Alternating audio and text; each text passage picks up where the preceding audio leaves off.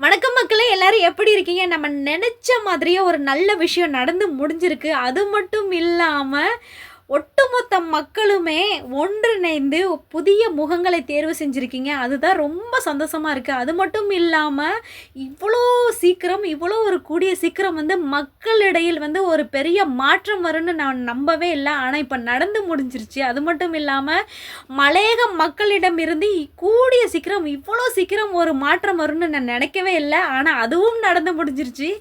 அது என்னது, நமக்கு அதிர்ச்சிக்கு மேல அதிர்ச்சியா வருது. இவ்வளோ ஒரு ஹாப்பியா இருக்கு, சந்தோஷமா இருக்கு. இனிமேலும் நம்ம நம்மளுடைய வாழ்க்கையில் சந்தோஷமா வாழ போறோம் அப்படிங்கும்போது சந்தோஷமா இருக்கு. எனக்கு நம்பிக்கை வந்துருச்சு. அது மட்டும் இல்லாம இப்ப நடந்து முடிந்த பாராளுமன்ற தேர்தலில் வாக்களிச்சு அவங்கள புதிய முகங்களை தேர்வு செய்து வாக்குகளில் வெற்றி பெற்ற அனைத்து சகோதர சகோதரிகளுக்கும் எனது மனமார்ந்த நன்றிகளையும் பாராட்டுகளையும் தெரிவித்துக் கொள்கிறேன்.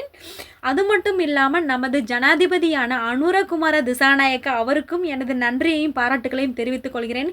இவ்வளோ சீக்கிரம் மக்களுடைய மனசில் நீங்கள் இடம் பிடிப்பீங்கன்ட்டு நீங்களே நினச்சிருக்க மாட்டீங்க, நானும் நினைக்கல. ஆனால் அவ்வளோ ஹாப்பியாக இருக்குது.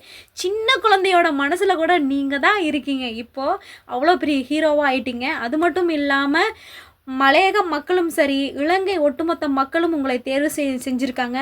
மக்களுடைய தேவைகளை நீங்கள் பூர்த்தி செஞ்சு கொடுப்பீங்க அப்படிங்கிற ஒரு நம்பிக்கை இருக்குது. அது மட்டும் இல்லாமல் மலையக மக்கள் படுற கஷ்டத்தையும் துன்பத்தையும் இன்னும் கொஞ்ச நாள் தான் அவங்க அனுபவிக்கணும்.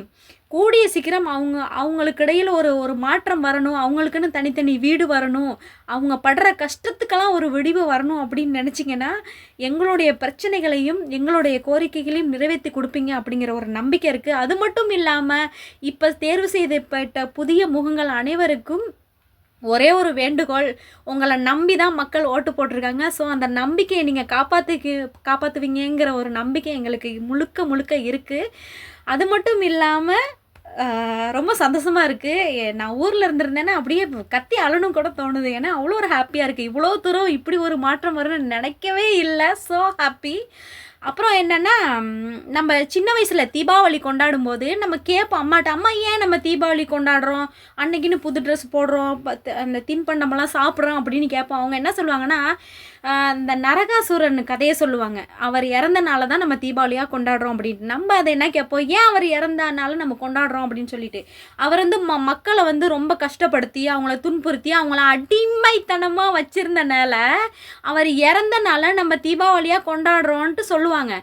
அந்த மாதிரி தான் இப்போ நடந்து முடிந்த தேர்தலும் சொல்கிறேன். இனிமேலுக்கு நம்ம யாருக்கும் அடிமை கிடையாது, யாருக்கும் எதுவுமே கிடையாது. ஸோ அதனால் இந்த நாளை தீபாவளி மாதிரி தீபம் ஏற்றி கொண்டாடுங்க. நம்ம வாழ்வில் இருள் நீங்கி ஒரு ஒளி பெற சந்தோஷமான வாழ்க்கையை வாழுங்க, சந்தோஷமாக இருங்க.